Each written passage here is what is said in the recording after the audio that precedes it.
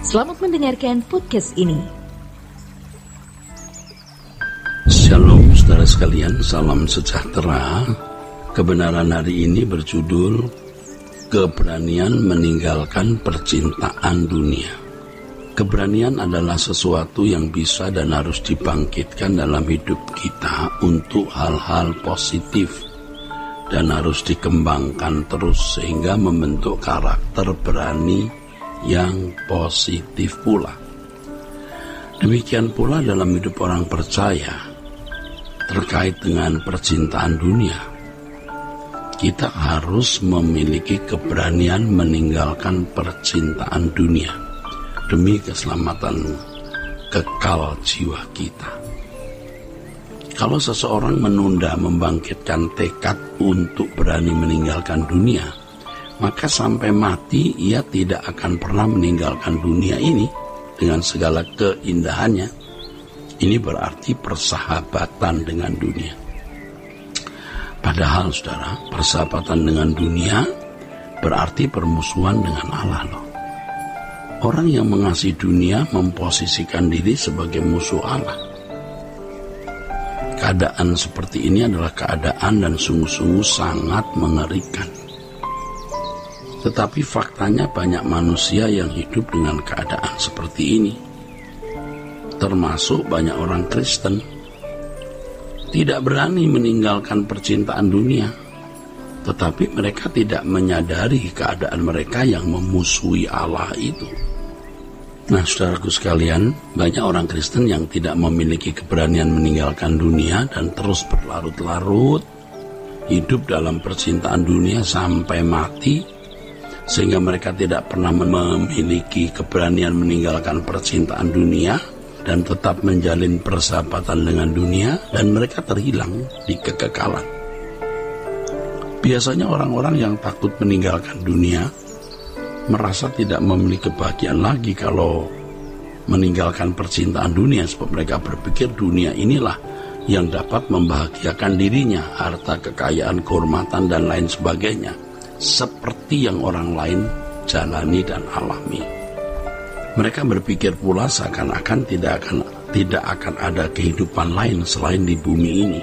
Oleh sebab itu mereka mumpung masih di dunia, meraih sebanyak-banyaknya yang dapat disediakan oleh dunia. Orang-orang seperti ini adalah orang-orang yang tidak percaya kepada Tuhan.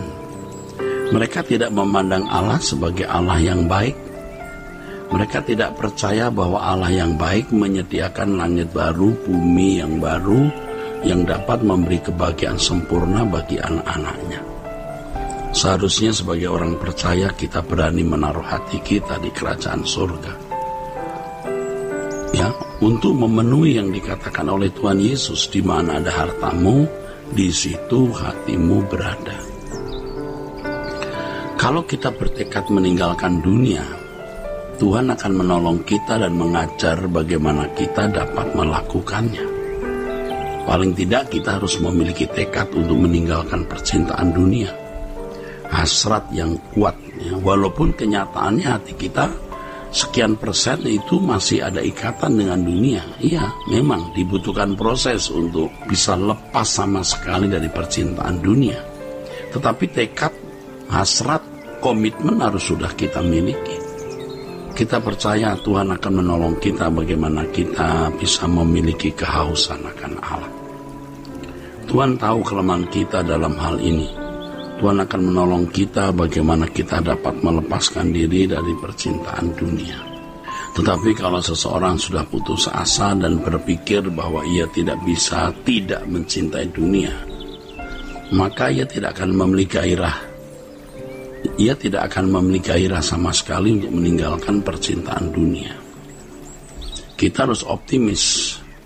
Seperti Yesus dapat meninggalkan segala kemuliaan, mengosongkan diri dan berkeadaan sama seperti manusia, demikian pula kita dapat meninggalkan percintaan dunia dan mengosongkan diri agar bejana hidup kita diisi oleh Roh Kudus.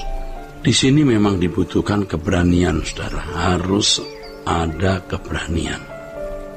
Sehingga kita bisa berkata, Tuhan, Engkau kebahagiaanku satu-satunya, Engkau kesenanganku satu-satunya.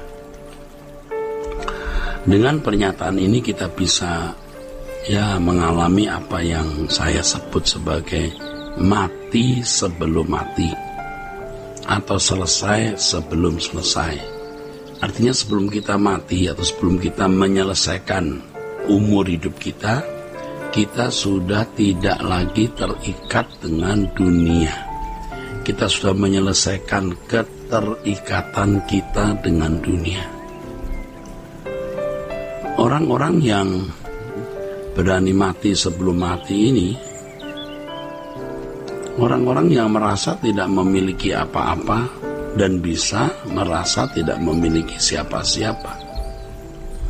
Kalaupun memiliki banyak hal, ia merasa bahwa semua itu milik Allah.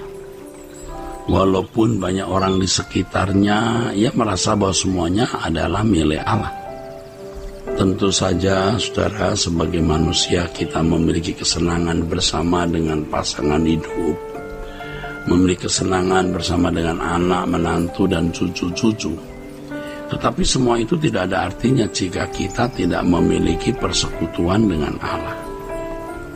Akhirnya Allah menjadi segalanya dalam hidup kita.